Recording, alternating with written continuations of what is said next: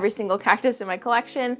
All of these are very easy for me to care for just because of where I live, but if you don't live in a place where cactus are native to your environment, I would just say give them a lot of light, but not too intense of light, because they are susceptible to sunburn, especially if they're not used to like the strong direct rays of light. And also, you probably don't need to water them as much as you think.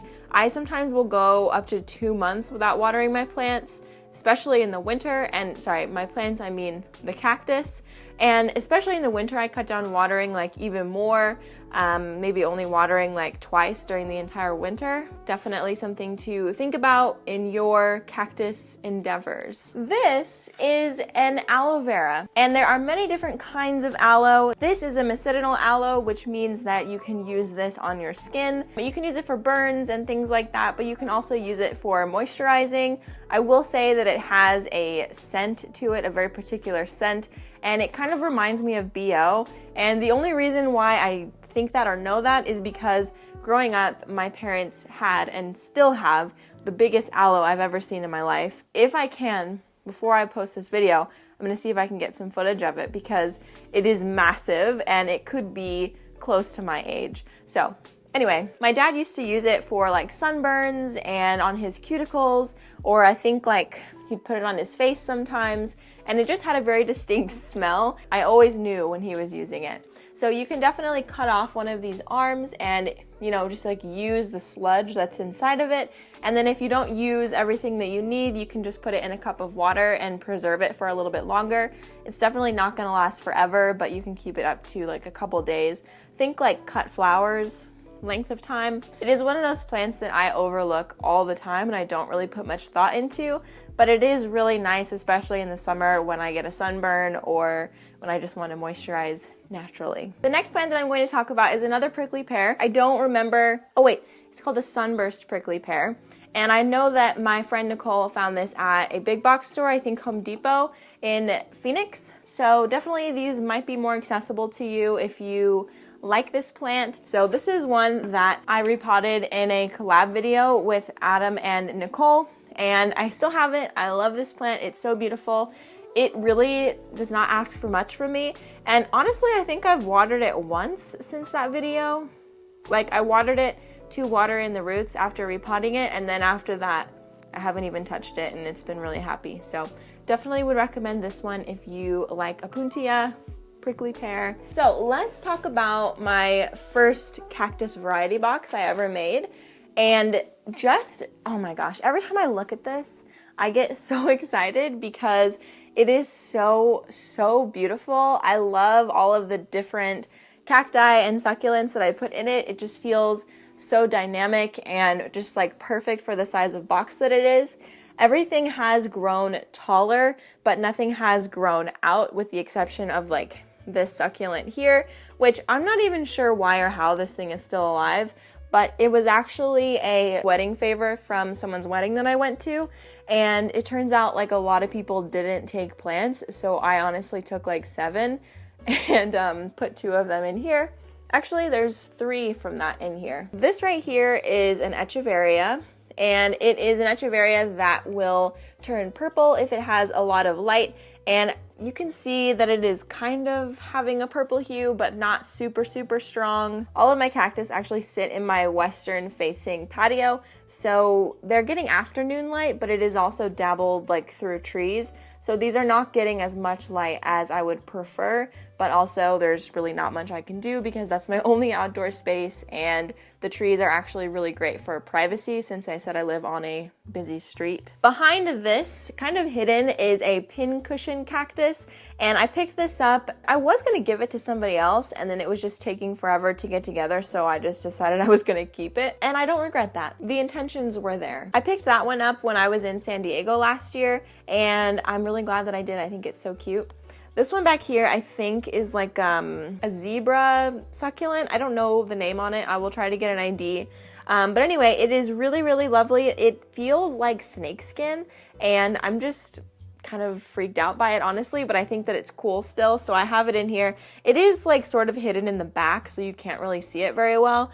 I don't know, maybe I have hopes that it'll like start to trail off to the edge here.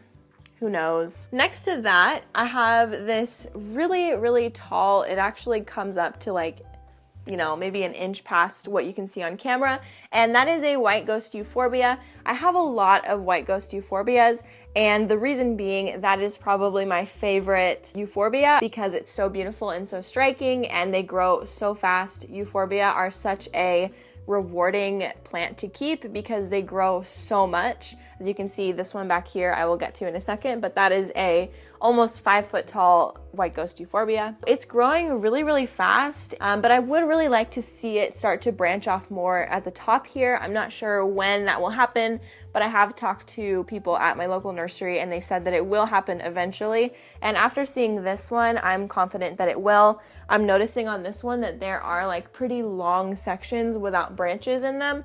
So I'm hoping that eventually it will branch out again. Right in front of that with some dying blooms, I have another euphorbia. It's just a green variety, so nothing super special, but beautiful nonetheless. I love euphorbia. All right, next to that one is this plant here. I will have the ID on the screen because I absolutely do not remember what it is called.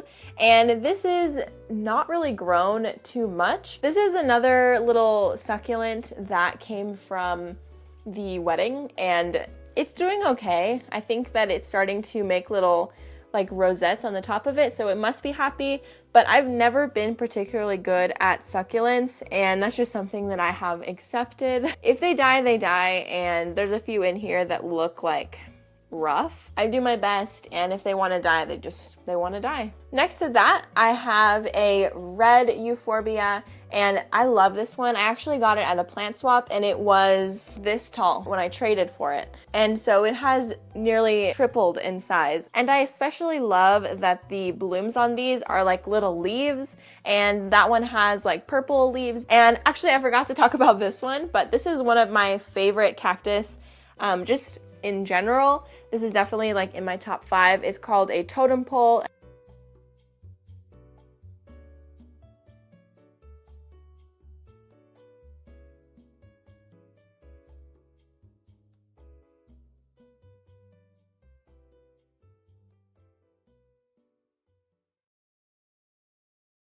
And I have 2 of these I'll be showing you in another variety pot. These are just so cool. They are everywhere in Tucson, like in landscaping. They are so easy and so fun to take care of, and they branch off as well and like have little babies. My other one has babies and I'm so excited about it. Anyway, so when it freezes overnight or something like that here in Tucson, everybody just puts like little cups over these, or even just throughout the holiday season when it's really cold, a lot of people will just put like tiny Santa hats, and it's so cute. I love driving around and seeing that, and it really is to prevent the plant from like freezing. When like dew freezes on top of it, that can be harmful for the plant. The last plant in this little box, you can't really see it, but I will wave to you back here. This is an aloe cutting from one of my mom's aloe plants.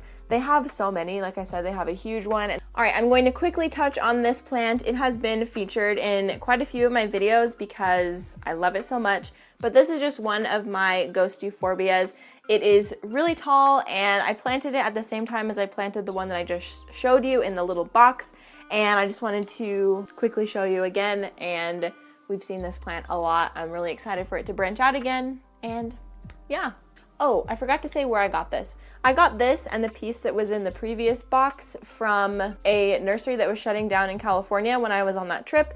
And I have been looking for these forever, and I got a really good price for them. And as soon as I bought these in California, I started seeing them pop up all over Tucson, which is classic, but I still bought more in Tucson anyway, so I really shouldn't complain. Alrighty, another favorite cactus. Can you guys see this with the plant behind it here? Maybe I will move this so that it's a blank wall behind it and you can see it better. Okay, so this is my spiralis cactus, and I freaking love this cactus so much. It is so beautiful, and it is one of those vocal cacti, so it will get, actually all cacti are pretty vocal, but whenever something like this needs water, they get kind of shrinked up, and this one's kind of doing that, so I'm probably going to give it some water. But anyway, this is a plant that I actually got from a local nursery, and I could not believe that I found it there, and I really shouldn't doubt my local nurseries like I do. We have a lot of really great cactus nurseries in Tucson, and I really